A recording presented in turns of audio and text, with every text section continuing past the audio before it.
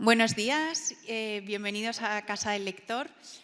Hoy la verdad que es un día muy especial porque Asitej, a través de Gonzalo, pues nos propuso a Casa del Lector participar en este encuentro de creación y la verdad que no lo dudamos ni un momento porque, bueno, nosotros en Casa del Lector tenemos programas de fomento de la lectura que empezamos a trabajar con niños desde los 6 meses. Y la verdad que todos nuestros programas funcionan muy bien hasta los 10, 12 años. Luego hay, pues como muchos sabéis, el público adolescente es complicado. Y bueno, pues nos cuesta más atraer a ese público joven. Por eso cuando Asitej nos propuso participar en este encuentro, nos pareció que para nosotros también era una oportunidad para atraer a ese público joven hasta aquí. Bueno, yo quería daros las gracias por venir a este auditorio de Casa del Lector y participar en este encuentro. Y nada, deciros que aquí tenéis vuestra casa, que estaremos encantados de colaborar con vosotros en proyectos futuros y que tenemos este maravilloso auditorio para atraer a público joven. Así que nada, os dejo con Gonzalo, que os contará un poquito más sobre el proyecto. Gracias. Muchas gracias, Isabel. Muchas gracias a Casa del Lector y Fundación Germán Sánchez Ruy Pérez, que nos acoge, que son cómplices de nuestra actividad. Y esto es un poco una cadena, ¿no?, de propuestas. Cuando desde Asitej nos hacen la propuesta a Eva e Ignacio de hacer una investigación sobre público joven, bueno, uno de los objetivos de nuestra entidad es, desde luego, fomentar el estudio y la divulgación de todo lo que tiene que ver con la reivindicación del público infantil y juvenil. Y fomentar sobre todo el estudio. Entonces, este encuentro está enfocado principalmente a desarrollar una investigación y luego, aparte, el encuentro se grabará para que sirva de documento con el que difundir y reivindicar al público juvenil. Tenemos la inmensa suerte de contar con grandes creadores para público joven específicamente, que han aceptado la invitación. Daros infinitas gracias por vuestra complicidad, por vuestra amabilidad. Y nada, espero que lo disfrutéis mucho. Vamos a tener un pequeño parón a las 11:30 para tomar un café.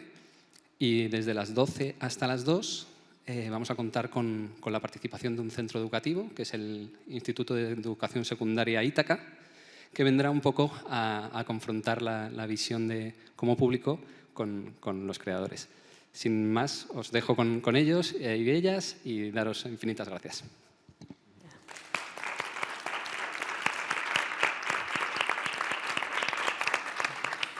Bueno, pues muchas gracias a la Casa del Lector, en primer lugar, a Asitej por también auspiciar este evento, a Gonzalo en particular, a todos los creadores fantásticos que están aquí acompañándonos y a vosotros como público. Esperemos que esta sea una charla amena e interesante para todos. Nos reúne un tema clarísimo, que es el teatro para adolescentes y el teatro con adolescentes, es decir, la relación entre las artes escénicas y esa franja de edad tan específica. Y aunque en esta segunda parte, como ha comentado Gonzalo, va a venir público de esas edades, ahora mismo estamos adultos solo. Y es un tema que nos interesa mucho a Eva y a mí como investigadores, porque, claro, hacemos productos culturales desde el mundo adulto, como mediadores adultos, como productores adultos, en fin, como agentes que, de algún modo, también tenemos que saber encajar nuestra mirada adulta con los intereses y la mirada adolescente. Es decir, aquí hay un cruce de mundos, el mundo de las edades sub-18, podríamos decir, y por encima de 18. Y nos interesa ver cómo se casan estas ambas perspectivas, ¿no? El título del encuentro, precisamente, de lo que habla es de uno de los ejes centrales de este choque de mundos, que es el concepto de cultura. Esos verbos en infinitivo que están en el título, creer, sentir, pensar, actuar, son precisamente la definición que un antropólogo, Marvin Harris, da de lo que es la cultura, los modos pautados de pensar, creer, sentir y actuar.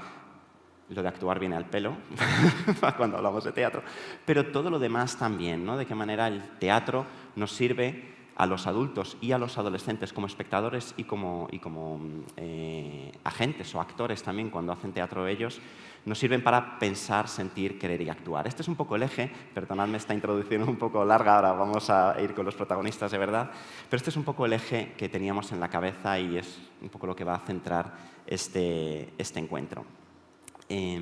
Le voy a dar la palabra a Eva para que presente uno a uno. Bueno, muchas gracias a todos. Voy a presentaros a nuestros invitados de hoy, nuestros protagonistas. Luego serán también protagonistas sus receptores ideales, los estudiantes que van a venir. Empiezo por allí, por Jesús Torres. Jesús es el director, productor y actor en la compañía El Aedo Teatro, que lleva más de 14 años acercando el teatro a los jóvenes. Con diferentes propuestas, a veces adaptación de clásicos y más recientemente con una línea muy vinculada a la tecnología y a los videojuegos y a la gamificación. A continuación tenemos a Nina Reglero, directora del programa de creación de artes escénicas para jóvenes La Nave del Teatro Calderón de Valladolid, además de directora de escena y fundadora de Rayola Producciones.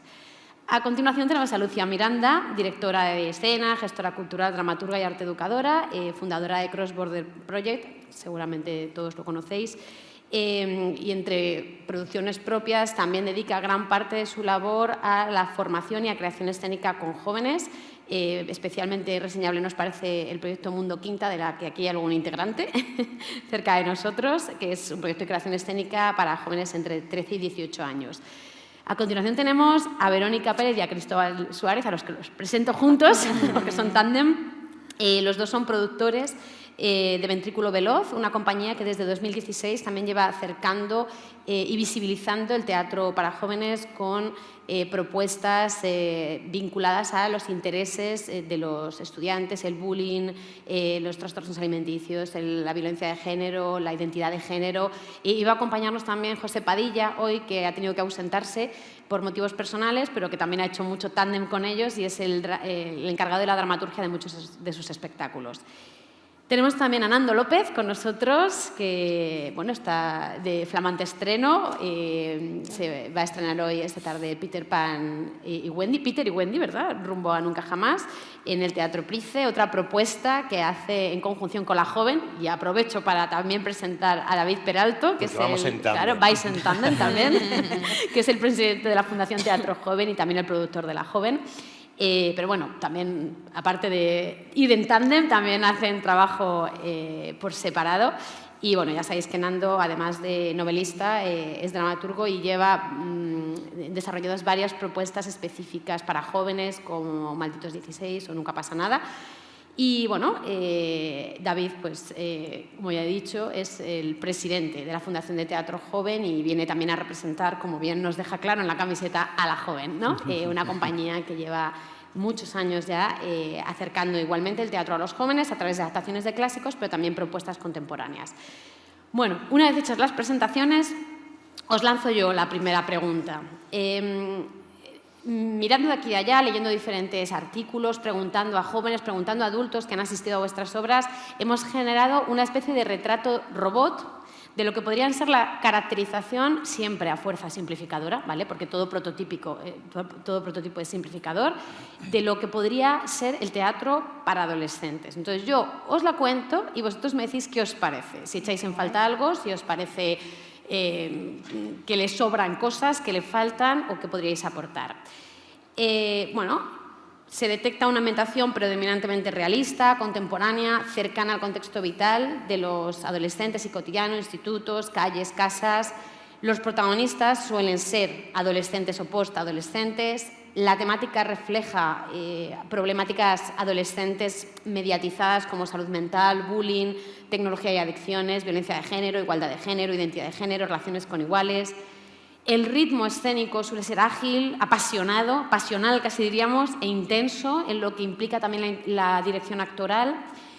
Hay una concepción escenográfica basada o inspirada frecuentemente en lo digital y una introducción bastante frecuente de la música urbana actual y de inclusión de elementos coreográficos vinculados a ella. Insisto, a la fuerza esto es reduccionista porque es una caracterización y todas lo son, pero ¿qué os parece como acercamiento? Sí, que todo coincide. Yo querría decir que quizá es lo que hemos hecho hasta ahora. que lo mismo no es lo que está empezando a pasar a partir de ahora. Tengo la intuición de que hay un grado de creación, de investigación de lo que estamos haciendo antes de la pandemia y hay una cosa que está surgiendo o está pasando post-pandemia. Y yo creo que ciertas cosas de aquí pueden ir cambiando hacia otras narrativas, a lo mejor menos ágiles y más reflexivas. Y es una pequeña intuición que tengo de ciertas necesidades que noto en los adolescentes. Un poquito de reflexión, porque la agilidad la encuentran en redes sociales o en el mundo de la pantalla digital. Vuelvo a decir que es no sé, me gustaría, a lo mejor es un sueño, ¿no? Yo creo que puede ir unido la agilidad y la reflexión. De hecho, creo que debe ir unido para el público al que vamos dirigidos. O sea, que debe ser ágil para engancharles, pero si tiene la reflexión de la mano, pues ahí ganamos todos al final, ¿no? Es un aprendizaje para todos. Sí, sí. Yo trabajo con narrativas que hacen ellos. O sea, la suerte que yo tengo es que ellos son los que escriben los textos. Y sí, estoy intuyendo que quieren escuchar y quieren ver un poco menos pantallas y empezar a escucharse entre ellos y tener otro contacto físico. Entonces también los creadores a lo mejor tenemos que ponernos a investigar sobre eso, no tanto en lo formal, sino en lo sensible. Y bueno, que sí que es una intuición pospandémica. Sí. Con respecto a los referentes que decías, musicales, como que intentamos acercarnos a ellos desde los referentes que tienen ellos y ellas. A mí, por ejemplo, me pasa que yo me dirijo a los jóvenes desde desde la juventud que yo tuve, desde el adolescente que yo fui. En mis obras, por ejemplo, aparece Mecano y Bowie, no aparece Zetangana. Y yo noto que pillan la referencia, como que entienden que les está hablando un adolescente, que ahora ya no lo es, que intenta conectar con una generación de adolescentes que ahora tienen otros referentes. No sé si a vosotras también os pasa. Y yo diría que te sorprendes porque muchas veces ellos escuchan a Mecano porque sus padres escuchan a Mecano. Claro. Y de repente les pides referencias y dices, coño, pero si tienes la misma referencia que yo. Entonces, ahí yo creo que existe un puente intergeneracional muy claro. Sí. Mi padre fue adolescente, ¿no? Sí. Y además hay algo que yo creo que hay dos cosas que detestan. Una es que finjamos que somos adolescentes, porque saben que no lo somos. Entonces, yo creo que agradecen la honestidad en las referencias. Les da, como ellos dicen, mucho cringe o mucho cringe que nos pongamos con Zetangana cuando no nos pertenece. En nuestra propuesta, estaba pensando ahora en la música de Alberto Granados, en el Peter y Wendy, es música que tiene como inspiración y como referente, entre otros, a Britten. Quiero decir, lo que les importa es que la música les emocione, que les conmueva. Yo estoy muy de acuerdo en lo que decís de agilidad y reflexión van unidos. En lo de la escucha, Nina, querría estar de acuerdo. Justo ayer tuve un encuentro con jóvenes y uno de los temas que salió en el auditorio es lo que les cuesta escuchar. Confesaron hablando de un tema como el fútbol, que había mucho futbolero en ese auditorio que prefieren ver resúmenes de 20 minutos a ver el partido.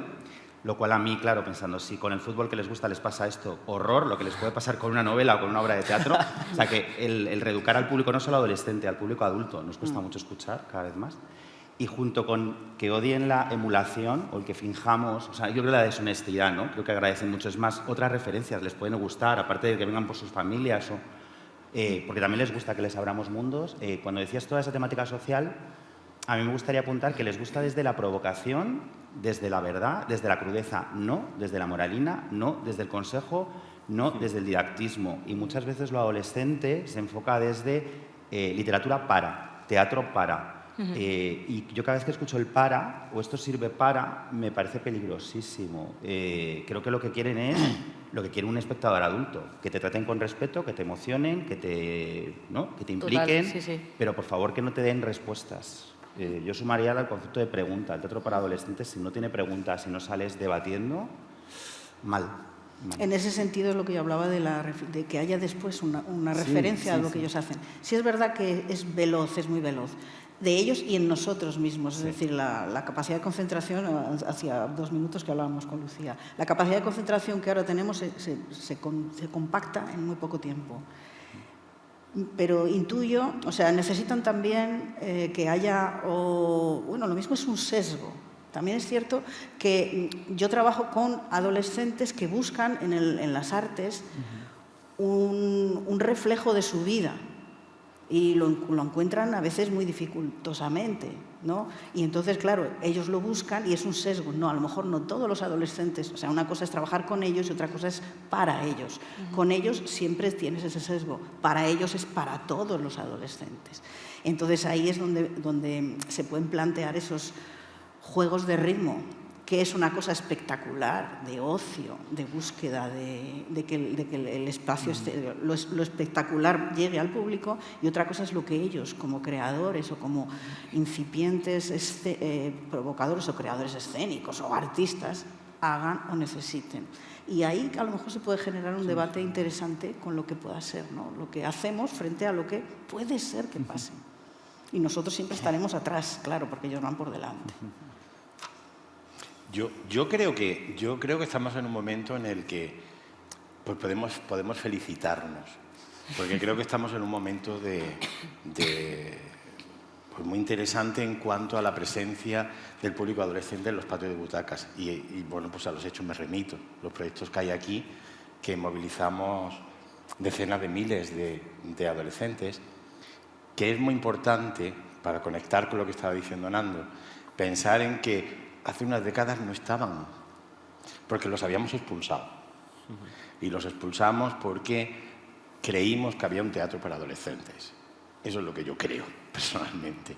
Y conecto con lo que decía Nando. Un teatro para adolescentes que era la moralina, excesivamente pedagógico en el mal sentido de la palabra, que lo rechazaban por infantil, cuando el adolescente es toda emoción, es hormona. El adolescente... Yo no sé si soy muy adolescente, que creo que no, pero es que no creo en los comportamientos generacionales y cada vez creo menos. Yo creo que somos un país de enfadados y yo veo una España enfadada en la adolescencia y la veo también en mi generación y la veo en todas las generaciones. Yo no creo que haya un comportamiento general ni en la adolescencia ni en ninguna generación en este país. Hay de todo en todas las edades. Entonces me parece muy importante, y vuelvo al planteamiento de Nando, claro, que he trabajado mucho con él, en hacer el trabajo con todos, con los adolescentes, con los jóvenes, claro, que tendríamos que partirlas. Pero al final el adolescente, el público joven demanda temas de adultos. Yo creo que hay un teatro para niños y hay un teatro para adultos. El adolescente quiere que le hables pues, de la búsqueda de la identidad sexual, del deseo, por Dios, el deseo, que tiene la hormona en la punta del pelo. El deseo, la búsqueda de la identidad sexual, el abuso de poder, la violencia. Es fundamental hablar de la violencia. Es que eso es un tema... no sé, será que es que hace menos tiempo que yo pasé por ahí, que me acuerdo muy bien de la hormona, el tener que gestionar la maraña emocional. Los adolescentes yo creo que se ha empezado a hacer un teatro para adultos y por eso hemos rescatado a los adolescentes en los patios de butacas, con mucha calidad, como todos los proyectos que yo creo que estamos aquí, pensando pues eso, que hay que darles calidad, contar con todas las generaciones, con los mejores escritores, con los mejores iluminadores, con los mejores proyectos. Y generar empleo para los jóvenes, que los jóvenes estén como profesionales en los proyectos, que estén todas las generaciones, que estén todos los grandes y estén también ellos. O sea, que yo creo que estamos consiguiendo hacer un teatro con los jóvenes y no un teatro para jóvenes. Y eso es lo que está consiguiendo que hayan vuelto al patio de butacas cuando ya no estaban, creo.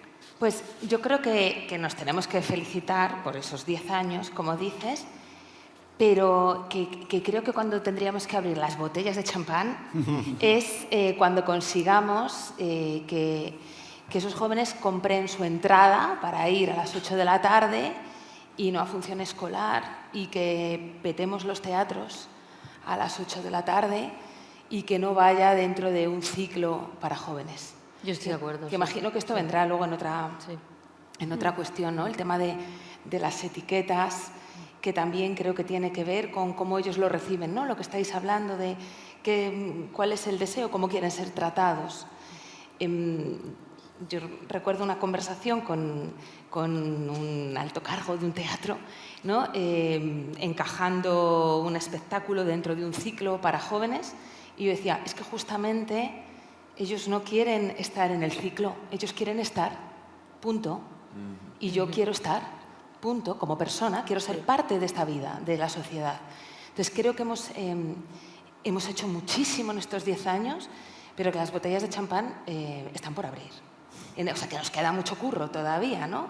Y que no depende solo de las compañías. Hay una cosa estructural del sistema educativo, del profesorado, de los padres, que somos todos, que es cómo se ve a la juventud, cómo se ve a la adolescencia. Y de los centros de producción. Y de los centros de producción, vamos, hablamos de ese melón.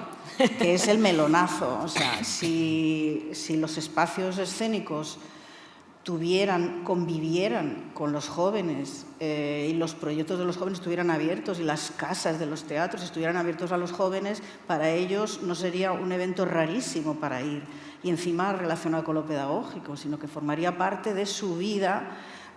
Por ejemplo, en una ciudad pequeña como es Valladolid, donde yo trabajo, sociológicamente se ve muy bien con que ahora mismo los jóvenes van a los espacios jóvenes a hacer micros abiertos, a hacer espectáculos y van menos a los teatros. Pero ya hay un vínculo en el que ya de su casa salen, que es un poco lo que dice Lucía, y quieren ir a ver algún show, algún espectáculo, algo que sea escénico, que les cuente algo. Si eso está en los espacios jóvenes, tenemos que recuperarles en los espacios escénicos. Y eso pasa, yo creo, porque haya espacios no de exhibición, sino de producción y creación, como se está haciendo en otros espectáculos, en otros países, ¿no? Pero el problema de eso es que yo creo que es algo muy global. Es decir, que ojalá solo fuera un tema de los espacios de producción o del mundo teatral, del teatro para jóvenes o el teatro para adolescentes, pero creo que pasa con la cultura para adolescentes. Sí, entonces, como es algo tan absolutamente global, en el caso, por ejemplo, del mundo, claro, yo lo veo también en la parte de la novela, ¿no? Ahora mismo la industria editorial se sostiene sobre la literatura juvenil. Es así, el nivel de ventas más importante es la literatura juvenil, el nivel de producción más importante es la literatura juvenil, el nivel de espacio que ocupa la literatura juvenil infantil en los eventos oficiales es siempre, como tú decías, Lucía, es siempre marginal, es siempre lateral, siempre estamos dentro de una programación específica solo infantil-juvenil, como algo menor, en horarios peores, y de alguna manera estás despreciando a ese mundo adolescente. O sea, yo creo que todo parte de no nos interesa la adolescencia, no nos importa la adolescencia, y no hay recursos reales para la adolescencia. Entonces, a partir de ahí, el pelear porque nuestras obras estén... Porque claro, ¿cómo definimos, ¿no? Que decía David, ¿cómo definimos nuestro teatro? Teatro que puede interesar a la adolescencia, sin duda, pero también a cualquier edad, y lo vivimos con cualquiera de nuestras propuestas. Total. Y vemos cómo reacciona el público adulto, el público juvenil, como en nuestro caso tenemos la suerte de que sí que hay gente que empieza a sacar esas entradas. Yo creo que en el vuestro también pasa, ¿no? Que es el sueño que tenemos para abrir esas botellas de champán. Pero creo que el problema es un problema muy de fondo, de desprecio a la adolescencia, porque no se les ve como... Y es así, yo creo que también es una mirada capitalista. No son potenciales compradores, son consumidores. En lo infantil sí, porque piensas en la familia. Sí. Pero porque compra el el adulto padre. piensa en el adulto, pero en el adolescente piensa solo en profesores que prescriban. Sí. Y cae todo el peso sobre la comunidad docente, ¿no? Sí. Y luego el desprecio a quienes creamos para adolescentes. En mi caso, lo hablaba antes con Nina, la recepción os pasará también. Cuando hago algo para adultos, por ejemplo en novela, el trato que recibo no tiene nada que ver con cuando hago algo para jóvenes. Y eso me parece muy triste, de una falta de conocimiento del esfuerzo de quienes trabajamos para la adolescencia. Y luego pasa una cosa también, que en cuanto te ponen la etiqueta de juvenil, parece que estás abogado a hacer horario matinal, ¿no? Exacto, Es como, solo puedes hacer funciones en horario matinal porque eres juvenil. En el momento que te programan de tarde una obra, nosotros por ejemplo, Dados, una obra que lleva sobre identidad de género, maravillosa para adultos, te la ponen. Nosotros hemos estado en los teatros del Canal, en el Pavón, hemos estado en un montón, en el Matadero. Como pongan juvenil en el cartel, está vacío el patio de butacas. Si no lo ponen, está lleno, con adultos y jóvenes. ¿Sabes? Es una cosa como que te ponen una etiqueta, joder, dejemos de poner, es teatro. A partir de 12 años, efectivamente, porque un niño menor de 12 años no va a entender lo que le cuentas. No, y parece como que si es juvenil es aleccionador. No, vamos a salirnos de eso, no estamos aleccionando a nadie, estamos contando una historia. Sí, ¿no? sí, ahora ha surgido la etiqueta maravillosa, yo no sé si en teatro la empleamos tanto, pero en novela sí, de juvenil adulto. Sí, ¿no? sí, sí, Que ya sí, me parece sí, como sí. genial, es que no sabíamos dónde colocar esto, Sí. entonces young adult, Aquí te lo ¿no? sí, Lo decimos total. en inglés que suena todavía Total. más repelente. Lo Permitidme colocamos ahí, ¿no? enlazar con esto de las etiquetas. Bueno, se han puesto ya muchas cosas sobre la mesa de las que queríamos comentar. Es cierto que la adolescencia siempre se ha caracterizado, bueno, desde que se habla de la adolescencia, como ese espacio, ese lugar a medio camino entre la infancia y la adultez. Y, claro, ¿cómo definimos la adolescencia? ¿Está más cercano de la infancia? ¿Está más cercano del adulto? Eso es una visión, entiendo, muy personal. Nosotros, que ya hemos hablado con muchos de vosotros, hemos visto que, en general, los creadores teatrales estáis más cerca de considerar a los adolescentes como adultos.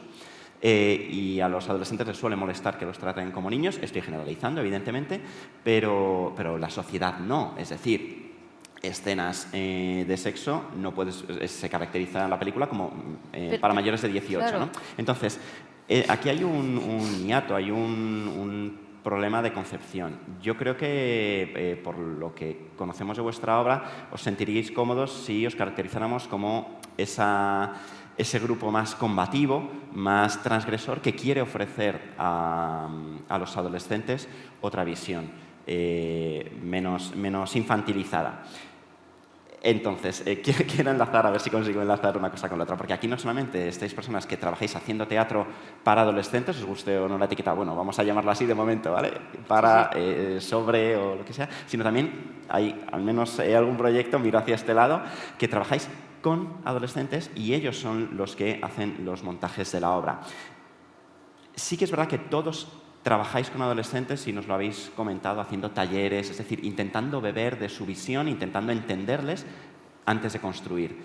Tanto en una visión como en la otra, ¿hay algo de la mentalidad adolescente, de los chavales con los que estáis trabajando, que os haya roto esquemas en cuanto a temáticas, en cuanto a cosmovisión, a planteamiento? Algo que a priori diríais, pues yo pensaba que esto era así y hoy veo que la adolescencia me ofrece estas cosas que yo no pensaba que iban a tener en la cabeza o en el corazón. Y añado que chocan con la caracterización que acabamos de hacer. O sea, que romperían la caracterización que acabamos de hacer. A mí me vuela la cabeza con el tema de las relaciones sexoafectivas.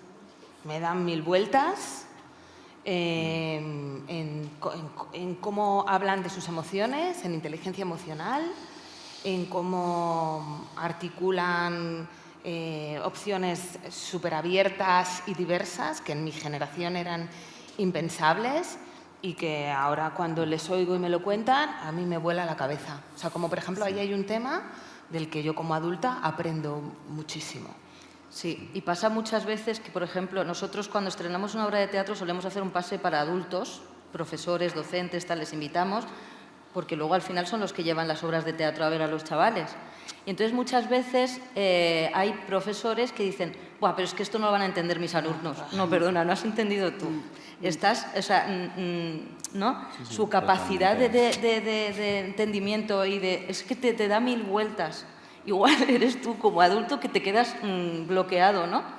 Al final. Y luego lo que hablabas también del sexo, creo que es que debería estar. Es que mira todos los problemas de abusos y de todo que está habiendo. Hablemos de sexo, jolín. O sea, Alicia también produjo con Primera Toma una obra en la que hablan de sexo. Hablemos de sexualidad, es que es súper importante. De relaciones sexuales. Nuestra hija tiene 10 años y nos pregunta cosas. Yo Pues hablemos claro, he notado ¿no? muchísimo, sobre todo en los más pequeños. Yo trabajo con un muy grande, ¿no? De 16 a 26 años, es amplísimo, no tiene nada que ver con adolescencia, una parte sí y otra no, pero son ellos los que trabajan escénicamente, o sea, no son actores profesionales, sino que son ellos mismos. Y ellos, en la actitud de todos los días, en el trabajo estructural en el que nos encontramos todos los días, que es un proceso muy largo, porque trabajamos todo el año, cada vez tienen más necesidad de pedirnos ayuda en este mundo de ansiedad. Están como pollos sin cabeza. Y por eso hablo mucho de este punto de la pandemia. Ha habido como una falta de cimientos personales con millones de estímulos que han venido por las redes, por el famoso algoritmo, en el que cada uno tiene su propio algoritmo, en el que uno no sabe muy bien qué es lo que está viendo, que comparten entre ellos, y que eso es un ataque en el que yo he sentido que cada vez más están como desvalidos y necesitan un poco de ayuda entre ellos. O sea, se ayudan mucho entre ellos. Estoy por eso totalmente de acuerdo. lo de la reflexión. Necesitan, por favor, ¿qué puedo hacer con esto? Cada vez es más difícil, por ejemplo, antes era muy difícil hablar entre ellos, era un follón, siempre tenían que estar en movimiento. Ahora cualquier cosita es, por favor, estímulos, vamos a parar, vamos a reflexionar. De ahí es donde viene un poco mi intuición.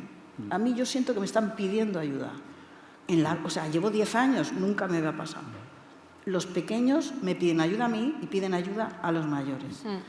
Una ayuda como de, ¿por dónde va esto de vivir? Entonces, haciendo escena, haciendo arte, están buscándose a sí mismos. Y esa reflexión, nosotros estamos buscando unas narrativas que les ayuden a generar eso también. Y eso también genera feedback entre ellos, entre el público que en principio va a verles, ¿no? Y nos encantaría que fuera más público joven y menos público de sus padres y sus abuelos y todo esto, ¿no? Entonces, ahí está pasando algo. Sí, a mí, en la línea de lo que decía Verónica, y luego me sumo al sexo que mencionaban David y Lucía, algo que me ha sorprendido desde el principio, y yo creo que para mí la clave fue la de la ira, que lo viví en la novela y luego en la versión de la joven, la capacidad de recepción del público adolescente y lo que agradece el reto desde la forma, no solo en los temas.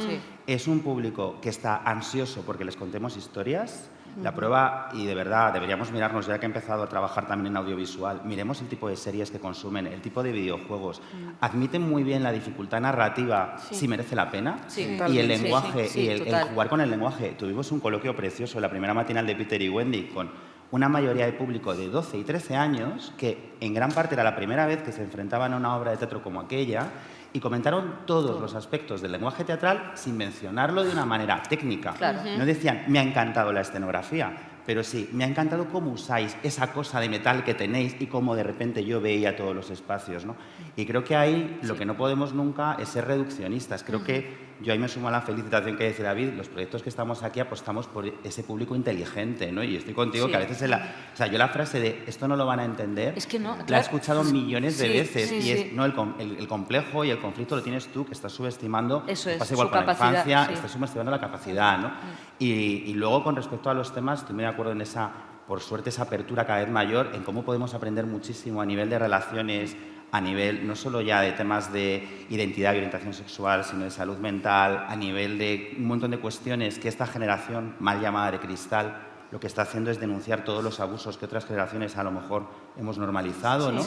Y luego la necesidad de hablar de estos temas sin autocensurarnos, ¿no? Habláis del sexo. La edad media de consumo de porno en este país son los 10 años. Entonces, o la cultura habla de sexo desde el teatro, desde el cine, desde la novela, o al final estamos dejando a una generación desvalida ante unos referentes que son la cultura de la violación, que es la violencia machista, y que les van a llegar sin el filtro de lo cultural, ¿no? que aportaría esa reflexión de la que habla Nina, ¿no? Entonces yo lo que creo que lo que más me ha sorprendido es que es un público exigente, crítico, y que agradece muchísimo que les hagamos propuestas de calidad, ¿no? En esa línea de lo que estamos diciendo, un teatro sin etiquetas. Hacer y que les hables de tú a tú.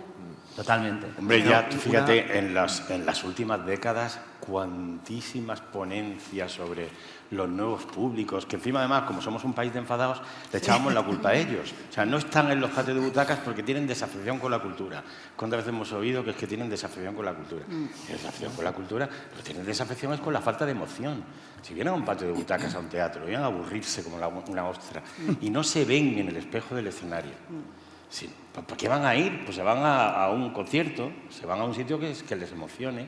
Entonces, encima además, es que se les echaba la culpa. Yo, encima además, en unas décadas en las que en paralelo, en el sistema educativo han ido desapareciendo las asignaturas de humanidades y de enseñanzas artísticas, con lo cual se ha provocado una crisis en el mundo educativo en cuanto a la reducción del espacio para la educación emocional y en valores. Es decir, el profesorado cada vez tenía menos... Es que en el aula de secundaria es que casi que no hay espacio para la risa. Es que es que nos hemos quedado prácticamente sin espacio desde el currículum para el estudio de humanidades y enseñanzas artísticas, que es probablemente lo que está más conectado con la educación emocional y con la educación en valores. Entonces, eso, yo cada vez creo menos, como os digo, en los comportamientos generacionales, no creo que nada corresponda a una generación en concreto, pero sí es verdad que han perdido espacio, hay una generación o unos grupos de edad que han perdido espacio en la educación emocional. El tema de las redes constituye un mundo en el que se ven expuestos de una determinada manera y es verdad que necesitan más que nunca herramientas como el teatro y como las artes escénicas en general, o la música o las artes en general, para que les podamos someter a un impacto emocional desde el cual puedan trabajar la expresión de la emoción.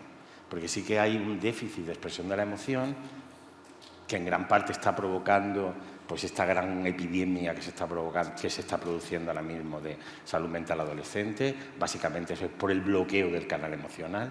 Y bueno, pues yo que sé, estoy mezclando muchos temas, pero sobre todo lo que quiero decir es que me parece que lo dejo aquí.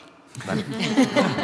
Yo, por ejemplo, respondiendo un poco o reflexionando sobre esta diferencia entre los proyectos que trabajáis igual más con jóvenes y los que nos vemos, bueno, los que nos dirigimos a ellos, hay algo en la comunicación que, claro, para nosotros la comunicación es o durante el espectáculo donde ellos empiezan a reaccionar y nosotros, claro, pues lo que es el hecho escénico es una estructura y luego un encuentro que tenemos con ellos. Entonces, ahí para nosotros hay mucho reto porque los actores se tienen que enfrentar primero a escucharles y dejar que se expresen durante, que siempre es diferente, siempre es duro, y luego cómo dirigir, cómo escucharles, cómo los profesores también durante la representación dejan o no expresar, o cómo ellos se autocensuran. O sea,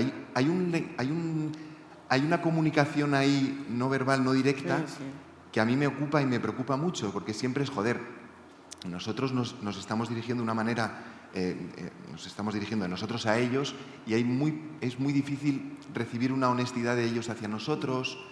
No sé, a mí es una cosa que me preocupa mucho y cada vez que nos enfrentamos a un nuevo proyecto siempre es cómo podemos intentar borrar esa frontera más, ¿no? O sea, es muy difícil, creo, cuando a veces tienes una función para escolares donde el joven no es joven, sino que es escolar, como que cambia el rol, al profesor o profesora dando vueltas por el pasillo, vigilando que nadie se ría, que nadie hable, y que como si fuera señor o señora de un feudo, ¿no? Como que protege y cree qué es lo que su alumno y su alumna tiene que ver, qué es lo que no tiene que ver, qué es lo que no puede oír, qué es lo que puede oír. Hace una semana tuvimos una función en la que un profesor levantó a su grupo y se fue porque durante la función, de una forma muy coloquial, el protagonista hablaba de la primera vez que se masturbó y de cómo le provocó eso, se asustó porque no sabía lo que era, y a partir de ahí se hace una reflexión. Pues el profesor nos dijo que eso no era decoroso y levantó al alumnado y se fue. La anécdota no es esa, luego tuvimos 14 mensajes por Instagram de los chavales diciéndonos: disculpa la actitud de mi profesor porque nos estaba interesando, porque queríamos estar ahí, porque me ha pasado, porque sabemos lo que significa.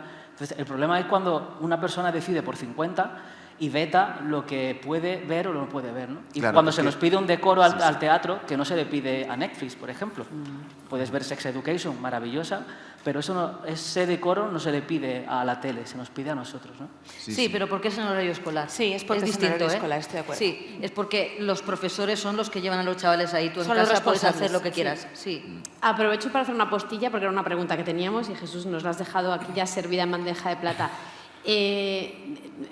Toda esta investigación ha tenido como previo un cuestionario que algunos de los participantes han desarrollado ya, sobre todo el proceso de endocultura que subyace, ¿no?, entre el teatro, los jóvenes, los creadores. Lo han desarrollado, por cierto, con una generosidad tremenda que quiero agradecer, y los que todavía no lo han rellenado lo van a rellenar con la misma generosidad.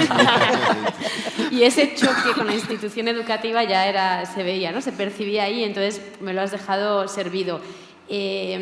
Claro, cuando sucede este choque, porque algunos hablabais de que directamente os han censurado obras, incluso antes de poder presentarlas, de no, esa no la vamos a poner, por de lo que habláis, de lo que decís. Claro, ¿cómo diluir esas barreras, ¿no? con los que llevan a los adolescentes al teatro y cómo diluirlas con el pobre público que si no, no llegaría, ¿no? Entonces, la pregunta es también, cuando los docentes hacen eso, cuando levantan a sus alumnos o cuando no les dejan expresarse, que a veces yo entiendo que es porque entienden que es una falta de respeto, ¿no? Reaccionan ante un momento de sexo, ¿no? Eso es muy habitual, o no pueden evitar una interjección en un momento en el que está pasando algo muy duro y se oye, ¿no? Se tiembla el patio de butacas. Pero cuando esto le molesta a los docentes y cuando están inhibiendo esas reacciones o están censurando una obra porque no llevan a ver no la escogen, ¿no?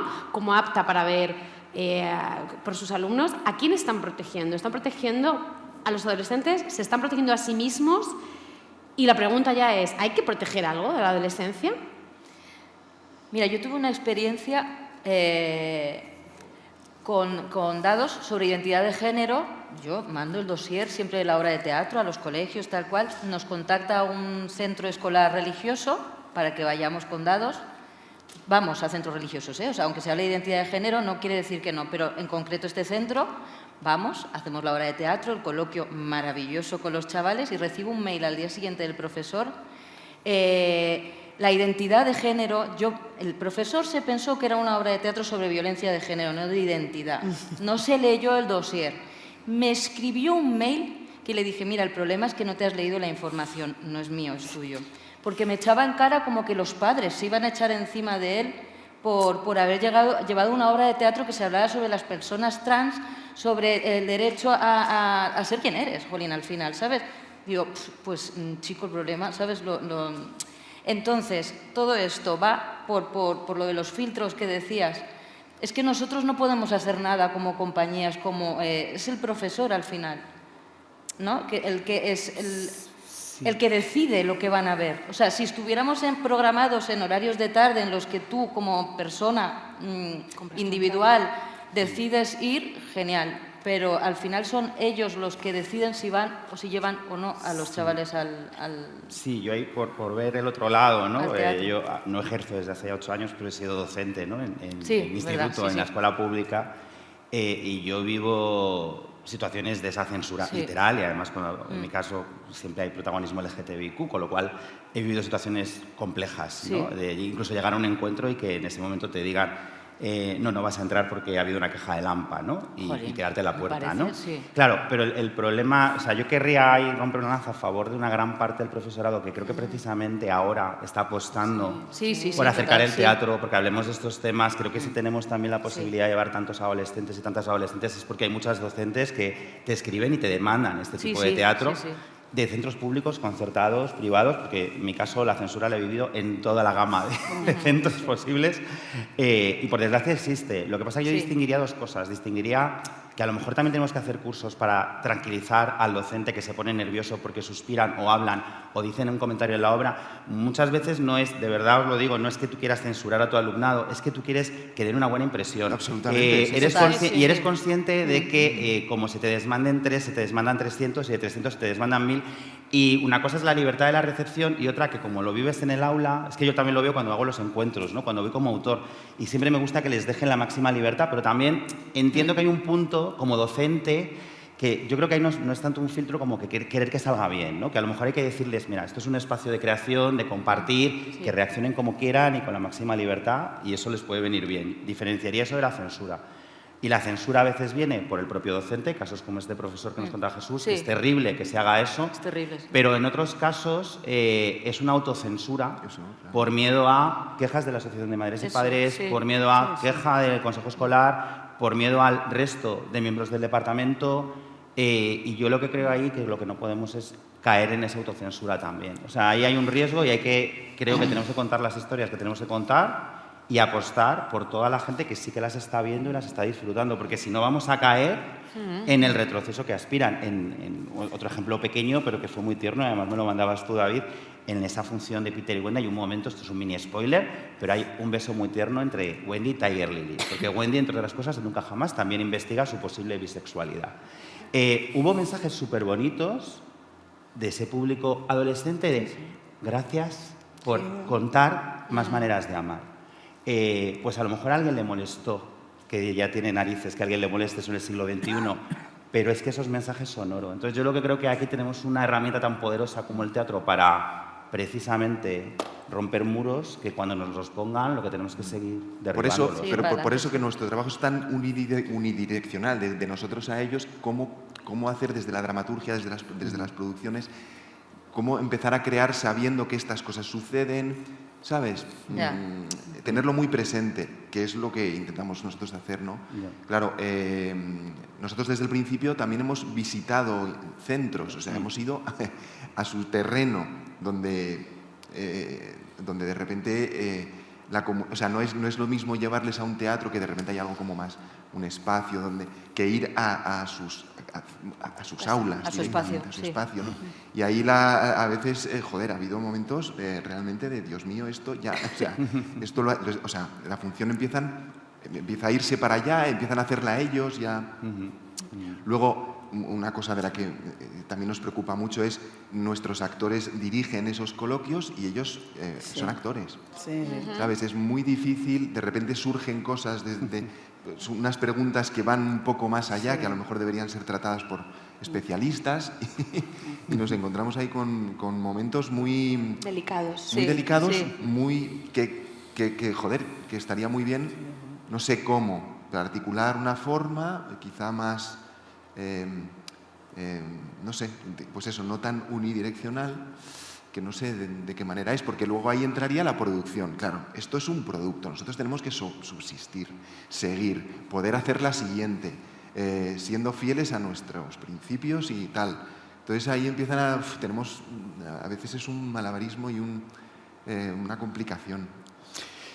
Pues yo, fíjate, yo creo que por lo menos en mi experiencia, la mayor parte de la sociedad, muy mayoritariamente, es defensora de la libertad de expresión y defiende que se cuenten las cosas como son y que a los chavales jóvenes se les exponga a la vida en términos generales y de manera muy mayoritaria. Incluyo también a la Iglesia Católica, o sea, a la educación católica, pues de la católica moderada, que han sido vehículos secular de cultura en este país, pues desde el barroco, los agustinos, los jesuitas, los franciscanos, las esclavas, yo creo que son centros concertados que se jactan de exponer a sus alumnos a la vida y que los llevan a ver obras sobre lesbianas, sobre homosexualidad, sobre violencia de género, sobre injusticia y sobre cualquier tipo de cosa. Distinto es que no todo es igual. Claro que es un problema. El profesorado puede estar adscrito a un centro en el que en el centro se tenga dentro del decálogo que la homosexualidad es una enfermedad y que tienen que estar el alumnado sesgado por género. O sea, quiero decir, no toda la Iglesia es lo mismo, no todas las religiones son lo mismo y mi experiencia, o sea, nosotros en los 10 últimos años habremos movilizado a los patios de butacas unos 320.000 adolescentes en toda España. Pues a nosotros nos ha levantado del patio de butacas un par de grupos. Quiero decir que es una cosa que es que yo no creo que eso sea un problema en general. Yo creo que a la gente contándole, yo creo que en general somos un país bastante abierto y el cambio que se ha producido, bueno, pues está ahí. Después lo que dice Nando es una realidad absolutamente constatable. Tú te encuentras actitudes homófobas y actitudes machistas en la pública, en la concertada y en la privada, porque después el profesorado son personas de la sociedad. Igual que te lo encuentras en toda la sociedad, te lo encuentras en las personas, en los distintos estamentos en los que están. No está la gente agrupada ni generacionalmente, ni por instituciones, ni por nada. Yo quería volver a un mensaje más. Yo sí creo que con el tema del público adolescente, y volviendo a lo que estábamos hablando antes de si estamos consiguiendo que ese público joven esté yendo por la tarde a comprar su entrada, pues yo creo que también lo estamos consiguiendo. A lo mejor no se puede abrir una botella de champán, pero yo ya me tomo unas cuantas copas. Porque yo veo, porque al final funciona pues como funcionó para todos nosotros. Yo me acuerdo de la obra que con 13 años a mí me emocionó. Ajá. Y de repente te emociona, la recuerdas y ya vas buscando, si eso te ha pasado, vas buscando en el teatro el volver a sentir eso. Te vas a tragar 1000 rollos y te vas a aburrir un montón porque vas a ver un montón de cosas que no te van a decir nada, pero ya tienes ese referente y vas buscando cosas. Y yo sí veo en las funciones de tarde mucho público joven de 20 y tantos años que se quedó impactado con una determinada obra cuando tenía 14, 15 y va buscando esa emoción. Y yo sí veo un rejuvenecimiento, entre comillas, veo otras generaciones en los patios de butacas que hace 20 años no estaban. Yo me acuerdo hace 25 años te ibas a Londres y yo antes de empezar la función ya estaba llorando porque mirabas el patio de butacas y decías, madre mía, está la sociedad entera en el patio de butacas y eso estábamos lejísimos de que pasara aquí. Y yo sí veo que está pasando ya en determinados ámbitos. Tú ves a todas las generaciones en los patios de butacas y, bueno, pues eso. Sí que hay un avance. Sí, claro. Es un poco como los más veteranos.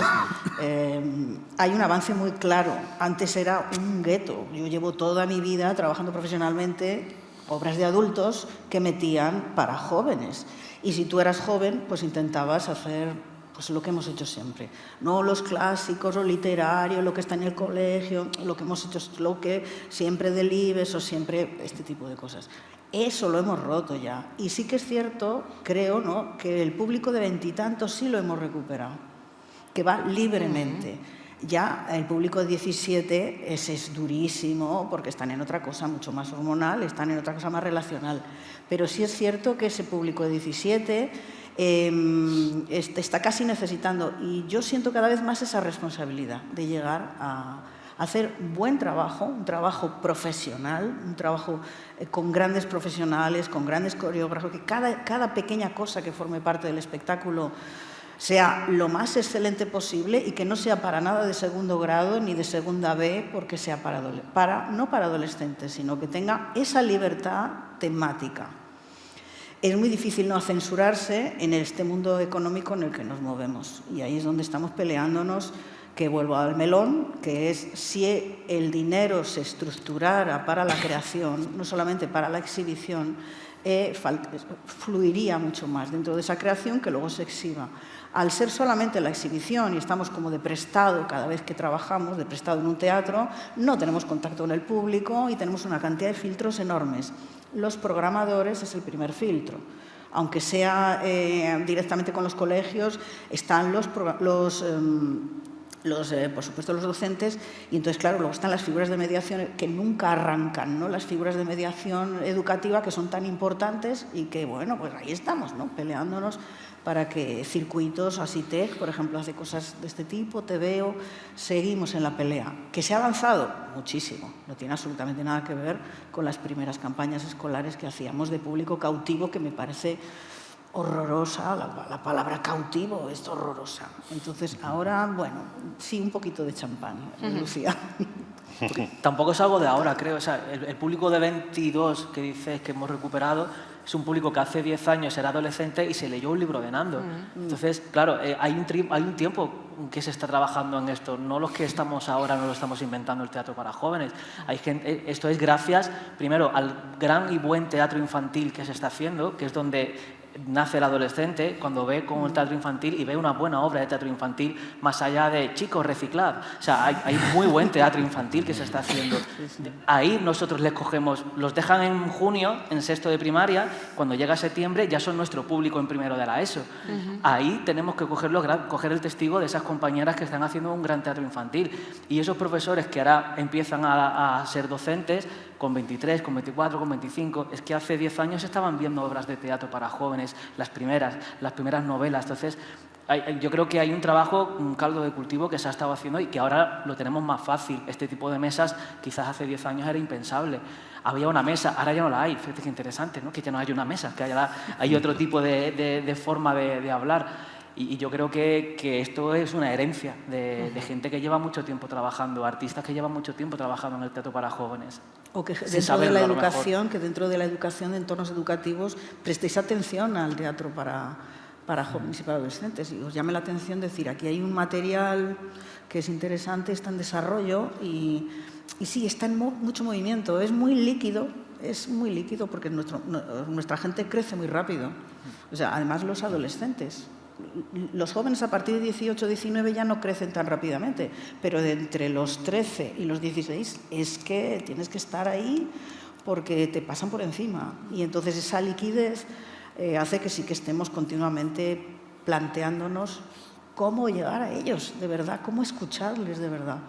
Y escuchándoles te puedes llevar grandes sorpresas de madurez, de esperanza, y no de tanta decepción, pero también es cierto, yo vuelvo a decir desde mi punto de vista que yo tengo mucho sesgo. La gente que se acerca a esto es gente bastante excepcional. ¿Sabes? Una frase en un taller que hicimos hace poco para desarrollar una vez las obras de teatro, una frase que dijo una chica adolescente, fue como que sí, que les decimos las cosas como las tienen que hacer, o los adultos, ¿no?, en general, pero luego en el momento en el que ellos quieren hablar no les escuchamos. Sí. Necesitan ser escuchados y que les ayudemos y que piensen y decirnos lo que piensan y escuchar.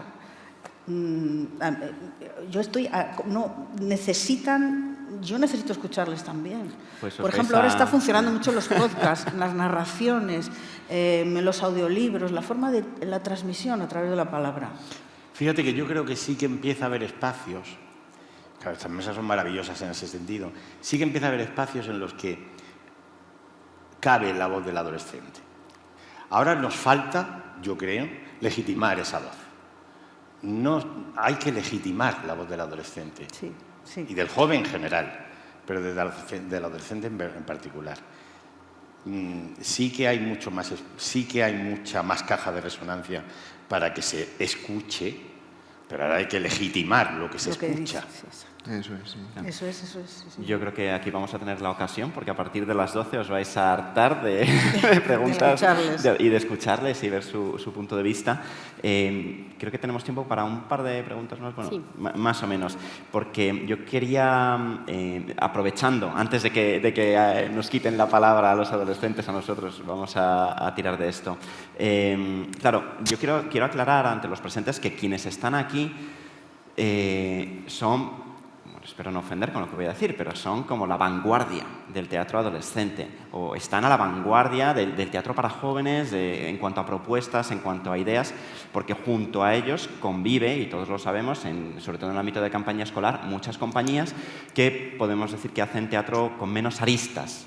No sé si, porque iba a decir más comercial, pero no quiero etiquetar como comercial algo, porque lo vuestro también puede tener un éxito comercial, como bien habéis demostrado. Y curiosamente, cuando os hemos preguntado previamente sobre lo que queréis,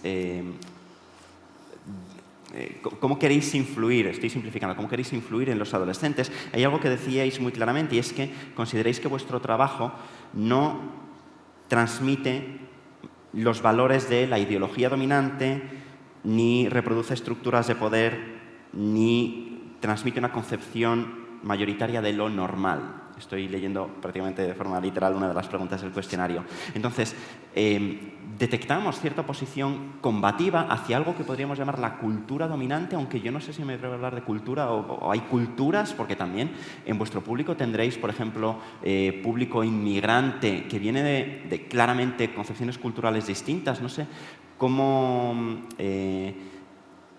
¿A qué os oponéis, si es que os oponéis a algo? ¿Qué es lo que os molesta de la cultura estándar para que os lleve a decir que no queréis transmitir valores de ideología dominante o estructuras de poder tradicionales o una concepción mayoritaria de lo normal? Es decir, creo que dijiste tú, Lucía, que hay también cierto combativismo político, ¿no? En esa línea... ¿hacia dónde vais, no? ¿Podríais concretar desde vuestro...? Entiendo que tendréis también ópticas diferentes y no hay una única respuesta aquí. Nosotros, desde el Cross Border, es que lo hemos defendido siempre, no solo para los jóvenes, sino para todos los espectáculos. El primer espectáculo que hicimos no estaba destinado a jóvenes y consideramos que los espectáculos que hacemos están hechos para todos. Y era la transversalidad de la diversidad, que nos molesta que los escenarios no representen la diversidad que tiene la calle y no represente la diversidad que tiene el aula, por consiguiente, más con lo diversa que se ha convertido el aula en los últimos 15 años. Entonces, yo creo que para nosotros tiene que ver con eso, con muy sencillo, que la diversidad que existe en las calles esté en los teatros. Y el teatro es una representación de la vida y el lenguaje es la manera en la que construimos cultura, cómo construimos una cultura y cómo construimos una representación de la sociedad en la que vivimos, donde toda esa sociedad esté representada. Y desde ahí el trabajo, no solo con jóvenes, sino con adultos, porque creemos que es algo transversal y que los cuerpos no normativos están en la calle, están en la vida y no están en el escenario, ¿no? Para mí, yo creo que el cambio fue cuando yo vine a España después de varios años en Estados Unidos, donde, como en Londres, ¿no?, que antes David comentaba, todo eso está ya muy asumido y nos llevan pues 25 años o 30, y es normal que nos los lleven porque no han vivido, no tienen nuestra historia, ¿no?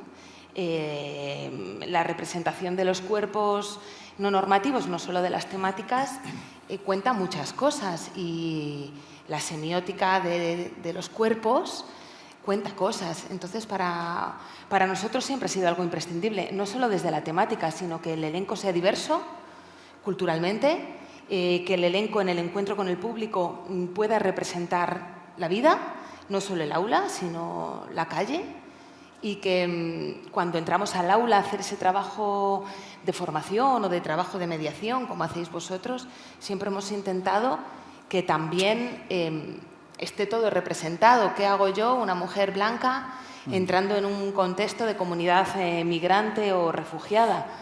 Yo, o Nacho Bilbao o Ángel Perabá tenemos que ir de la mano con un arte educador o con un artista o con un colaborador que represente la vida, porque si no, voy a trabajar algo, pero lo que les estoy contando con mi cuerpo y con las opciones de liderazgo que hemos tomado es que ellos no van a llegar aquí, porque ellos no son como yo. Entonces, lo primero que hay que hacer es poder trabajar en transversalidad para contar desde el equipo y desde los cuerpos que vosotros también podéis ser esto.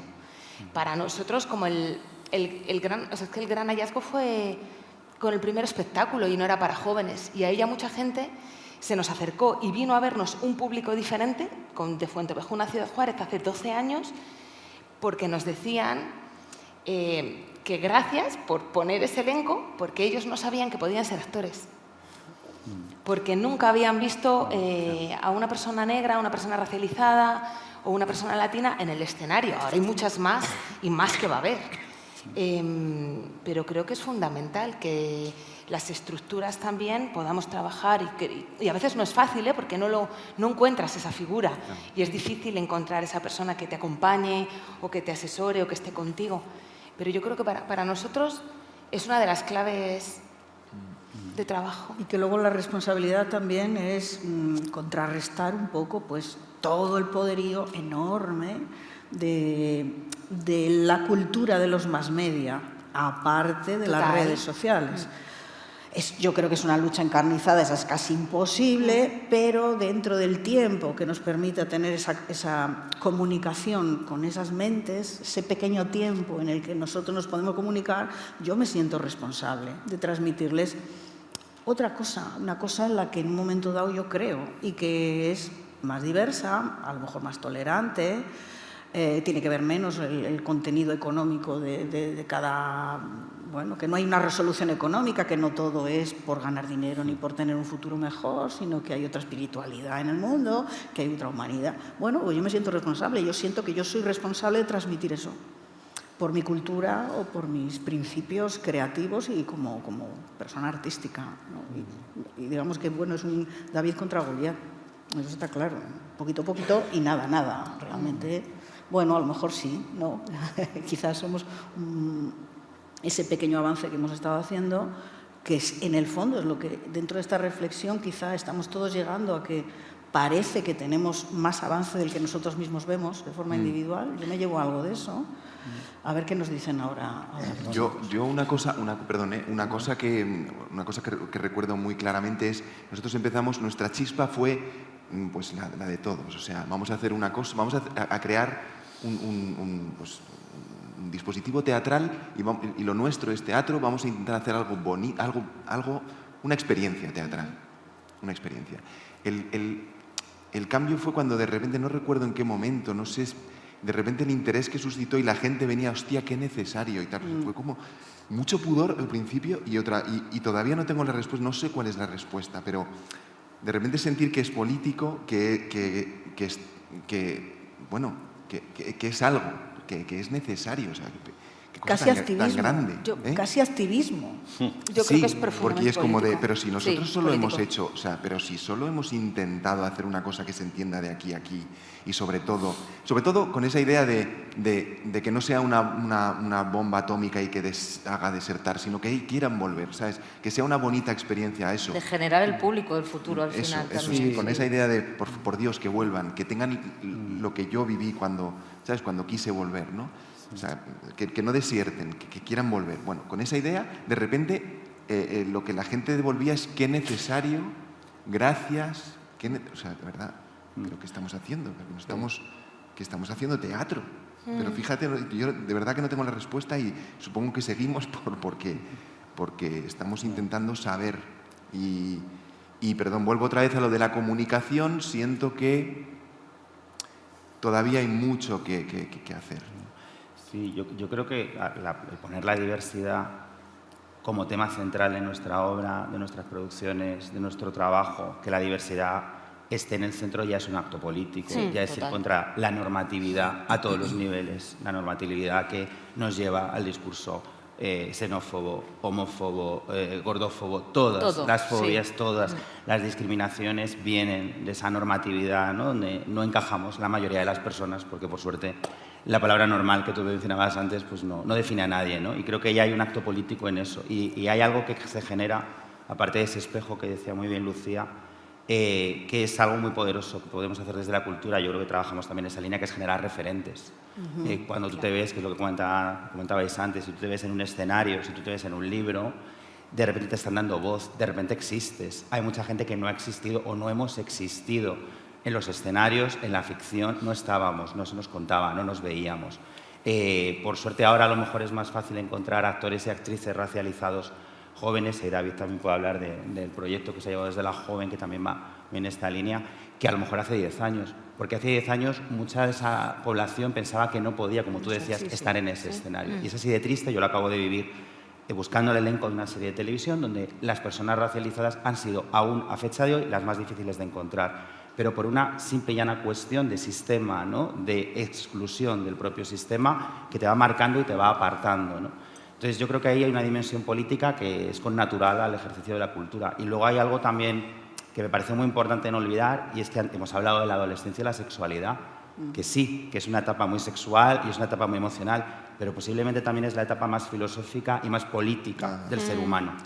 Y no podemos desperdiciar ese momento en el que quieren hablar de política, porque es que están dibujando la sociedad en la que quieren vivir. No quieren que les hablemos de política, y conecto con lo que dice Cristóbal de la comunicación. Quieren hablar con nosotras de política. Quieren contar esos temas, que les provoquemos, y cuanto más incidamos y cuanto más filosóficos y más políticos seamos, más les va a interesar. O sea, ahí sí que el discurso creo que tiene que ser un discurso de altura y no caer en la simplificación, porque no les interesa nada lo simple. Y tenemos, yo creo que hay una ocasión, y yo creo que todas las personas que estamos aquí trabajamos un poco en esa línea, ¿no? De la cultura como arma política, pero arma política de diálogo, no de sermón. Sí. ¿no? Fíjate que yo ahora estaba justo mirando a Gonzalo. Una de las cosas que me parecen más interesantes de este tipo de encuentros es lo interesantes. Pocos son. Yo creo que la crítica más grande que tenemos que hacernos en el sector cultural, en España en general y en el sector cultural en particular, es la poca cultura que tenemos de trabajo en red. Es horrible. Estamos cada uno haciendo cosas y cada uno hacemos por nuestro lado. Es dificilísimo establecer colaboraciones. Lo que aprende un proyecto no tiene repercusión en los otros, no tenemos foros en los que compartir cosas. Cuesta muchísimo colaborar. Pues el proyecto al que hacía referencia Nando, que es lo mismo que estaba diciendo Lucía, claro, te pones a hacer funciones en las que de repente en una matinal hay 600 personas en un patio de butacas. Bueno, es que los hijos de los emigrantes de los 90 son la España real, y la España real pues no es blanca, es de colores. Y tú no puedes tener, como tenemos, y seguimos teniéndolo, la escena blanca. Pero no porque no tengan referentes los que no son blancos, es por el daño que le haces a los blancos. Que la España real no es esa, que tú tienes que tener en el escenario la España real, porque si no haces mucho daño. Entonces, intentas arrancar algo para que los elencos, para que los proyectos culturales se puedan abrir y puedan integrar gente de otras culturas en general, sean multiculturales, y te encuentras con un montón de dificultades porque esa gente ha tenido muchas puertas cerradas, tiene muchas heridas, se autoexcluyen también, porque... Y bueno, pues cuando digo lo de no trabajar en red, bueno, pues nosotros somos fundación, pues estamos en el sector fundacional. Yo veo una cultura de trabajo en red en el sector fundacional que en el mundo de la cultura, en el sector cultural, no está. Nosotros estamos haciendo ahora proyectos en los hospitales, en las unidades psiquiátricas adolescentes. Bueno, pues en sanidad, en el sector sanitario, hay más cultura de trabajo en red que en el educativo y el cultural en general. Eso es una crítica muy grande que tenemos que hacernos. Algo pasa en el sector cultural porque es muy difícil trabajar en red. Y eso no puede ser, porque es que no aprendemos de las experiencias de los demás. Entonces, cuando estaba pensando en eso por el tema de la multiculturalidad, bueno, pues yo me enteré de que en Francia la Fundación Rothschild estaba haciendo un proyecto de diversidad étnica en las artes escénicas y me fui a París a ver qué estaban haciendo. Y ¿es que conocía a nadie? Pues no, yo soy muy defensor como buen andaluz de la Maru andaluza del bolso, que coge el bolso, llama a la puerta y dice, aquí estoy, ¿qué estás haciendo? Y ya está, sin conocer a nadie ni nada. Yo me planté en París, ¿qué estáis haciendo? Y lo que estaban haciendo era una medida de discriminación positiva gigantesca en la que hacían talleres para jóvenes no blancos, punto. A ver qué pasaba allí. Y funcionaba. Y entonces pues los convencimos, se vinieron para acá a colaborar con nosotros, hicimos unos talleres que al final terminaron pues haciendo, bueno, pues efectivamente conseguimos que la escena dejara de ser blanca. Pero después, insisto, yo sigo pensando que aquí hay iniciativas súper valiosas y, Gonzalo, tenéis que poner las pilas para ponernos más juntos, porque las entidades que trabajáis en la creación de red son fundamentales y nosotros no trabajamos en red. Y yo me entero de las cosas que hace la gente, ya sé que vamos como los locos, porque el sector cultural, el tejido industrial y la generación de empleo es la que es un tejido que está arrasado desde 2008, ha generado muy poco empleo, es muy frágil, todo lo que tú quieras. Pero tenemos que aprender más los unos de los otros. Estamos hablando de que si legitimemos la voz de los adolescentes, los escuchemos y aprendemos de ellos y no sabemos aprender de nosotros. Que os pongáis más las pilas. Ahora te regaño yo a ti. Que os pongáis más las pilas y nos hagáis esto más. Juntarnos, hacernos hablar, enterarnos de qué estamos haciendo unos y otros. ¿Sí? Porque hay un déficit grandísimo de trabajo en red, tremendo en el sector cultural. Tremendo. De verdad que en el sector fundacional no está. En el mundo de las fundaciones hay una cultura grandísima de trabajar en red. Yo creo que en general en España hay déficit, pero hay sectores que son muy sangrantes y el cultural es de locos. Así que te miro a ti. Bueno, estamos ya al borde del tiempo que nos habíamos permitido, pero me gustaría hacer una última pregunta que bien podría haber sido la primera y sobre la que ya habéis apuntado bastantes cosas, pero que creo que es determinante. Entonces me gustaría casi escucharos como en plan, vuestros 30 segundos de gloria menos cada uno para que nos contéis a todos vuestra opinión sobre esto. Y ya habéis apuntado cosas, pero vamos a sistematizar. ¿Es necesario un teatro ex profeso para los adolescentes? Pues yo me he debatido mucho y posiblemente me debata a partir de ahora, pero en este momento presente creo que sí, precisamente como reivindicación de lo que es España ahora, de lo que podemos estar haciendo ahora, y hay que prestarles atención. Y entonces a lo mejor hay que tener una especie de, ¿cómo se llama esto? O sea, una mirada más positiva o buscar un poco más el foco en ellos. No estilístico, no sé si no me refiero a la forma, pero sí me refiero a poner el foco. Y como foco, ese es un poco mi planteamiento. Me encantaría que hubiera mucho más recursos, que hubiera más dignidad y que se valorara muchísimo más un trabajo dificilísimo como es el trabajo para escuchar a los jóvenes, integrar a los jóvenes en el mundo del arte, multidisciplinar y tener esa presencia ahí. A lo mejor pasado mañana o después de todas estas reflexiones pienso diferente, pero en este momento creo que sí. Yo te diría también que sí o sea, diría desde fuera. O sea, nosotros ya sabemos que, o sea, no hace falta una etiqueta. Nosotros hacemos teatro. O sea, pero que se ponga el foco, que la sociedad, porque vuelvo a lo de antes, tú me has dicho necesario, yo oí esa palabra y dije, pero ¿qué sucede ahí para que la gente, o sea, ¿qué está faltando? Nosotros sabemos lo que hacemos ya y nos dedicamos a ello. No hay que poner una etiqueta ni dirigirse específicamente, porque creo que eso nos va a hacer más pequeños. Pero sí que institucionalmente, que socialmente se debata y se ponga el foco y se den espacios y recursos para ello. Yo creo que lo que es necesario es que haya cultura en las aulas. Es la base. O sea, no que el teatro que hagamos nosotros esté dirigido únicamente a un público juvenil, no. Es un poco lo que dice él, abrir a todos. Lo que es necesario es que haya esa cultura en las aulas, que se acerquen las artes escénicas al aula. Fuera de que sea igual, pueden ver un Hamlet que esté, yo qué sé, no sé, y luego que hagan matinales y que puedan... Es el teatro en las aulas, lo que es fundamental, creo. Yo creo que no es cosa de las aulas. Yo creo que no hay que hacer un teatro para jóvenes, sino crear un sistema cultural en el que se incluyan a los jóvenes. Y entonces cualquier obra de teatro será para jóvenes. O sea, no hay que hacer algo concretamente. Hay que incluirlos dentro, escucharlos, compartir ese espacio y entonces cualquier cosa que hagamos incluirá también a los jóvenes.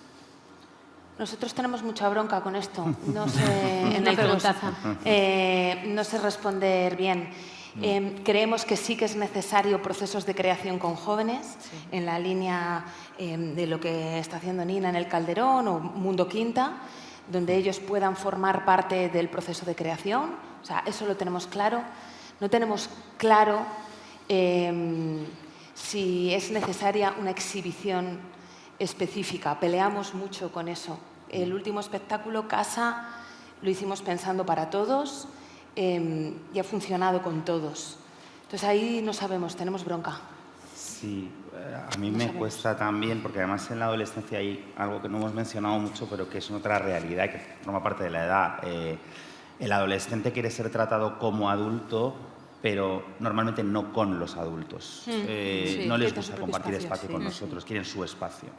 Y pensemos cuando lo éramos, ¿no? Entonces es complicado, ¿no? Yo creo que es necesario un teatro que ponga el foco, como decíais muy bien, en la adolescencia, donde la adolescencia sea el centro, donde sea realmente la verdadera protagonista, que sepan que es para ellos, para ellas, y si sienten que es suyo, quizás sí quieran compartirlo con el mundo adulto, pero tienen que sentir que es suyo. No les vale, porque además la adolescencia tiene algo que también es muy comprensible, es una etapa muy egocéntrica, pero no desde el egoísmo, es que te estás cuestionando tu identidad a tantos niveles, te ha estallado el mundo adulto de repente.